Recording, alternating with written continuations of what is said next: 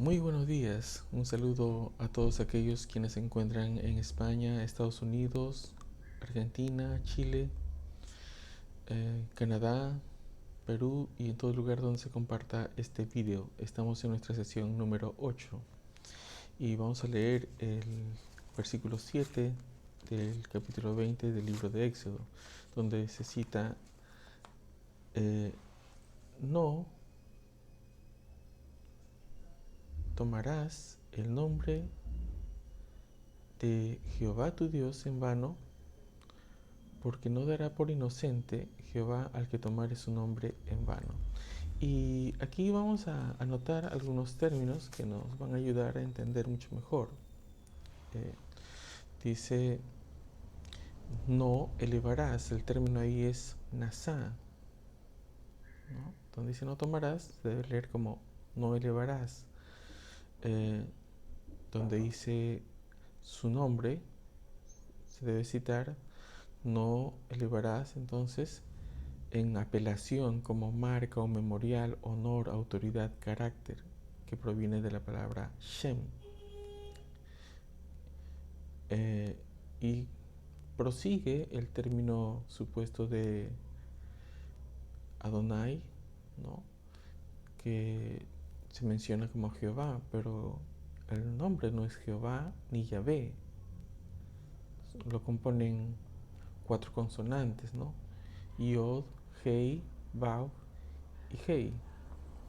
Y nosotros tenemos que entender de que estas cuatro consonantes eh, era reservado para el uso exclusivo del sumo sacerdote, y eso lo vamos a ver más adelante, pero desde ya les voy adelantando que se encuentra en Deuteronomio 10 versículo 8 y en Deuteronomio 21 verso 5, y prosigue con el nombre de Dios, ¿no? Dice así en nuestra versión Reina Valera, pero ahí el término es Elohim, ¿no? Y Elohim tiene dos usos, dos acepciones, uno como supremo y el otro como dioses. Entonces, eh, se puede leer de esa manera: no elevarás en apelación como marca o memorial, honor, autoridad, carácter, ¿no? Las cuatro vocales, ¿no? Supremo, supremo, ¿no? Y hace referencia que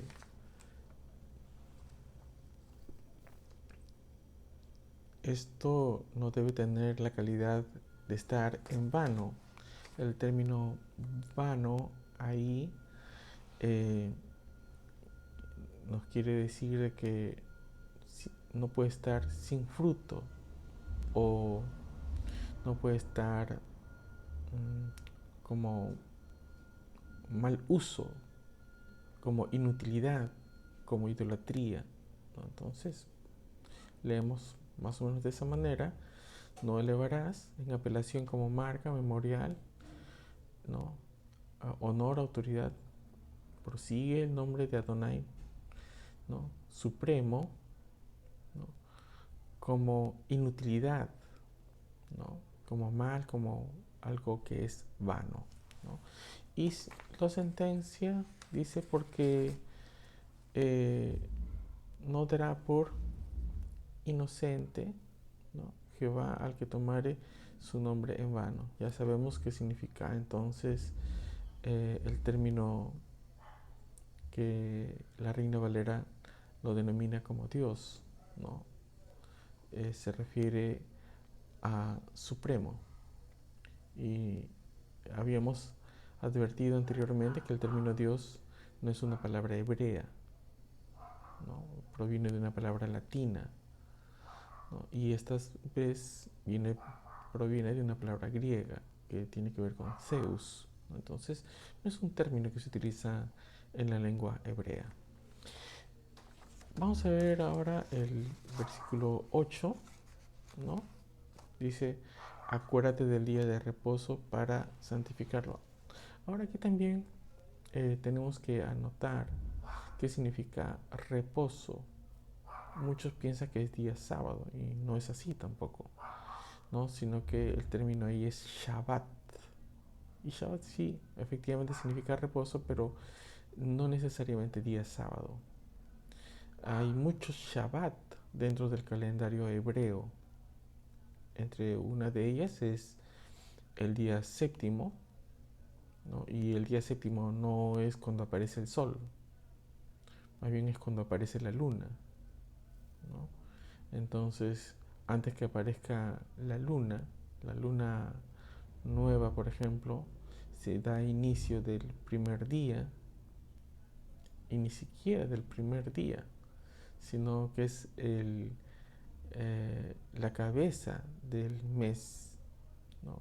Después de esa luna nueva, recién empieza el primer día, segundo día, tercer día, cuarto día, quinto día, sexto día, ¿no? Y el séptimo día, ¿no? Era denominado también como día del Shabbat. Pero también existen otros días que no son día séptimo, como día del Shabbat, que también se les denomina Shabbat, ¿no? Eso vamos a ir viendo más adelante. Entonces se cita, acuérdate del día de reposo para santificarlo. ¿Y qué significa santificarlo? Santificar está hablando del término Kadash, ¿no? Que significa ser limpio. Entonces, cuando alguien dice voy a santificar esto, está diciendo voy a limpiar esto, ¿no?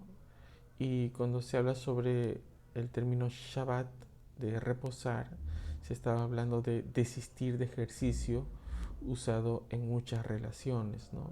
En este caso, por ejemplo, se está hablando cuando lo emplean Yeshua HaMashiach, ¿no? Hay que soltar al que está siendo oprimido, no puedes oprimir.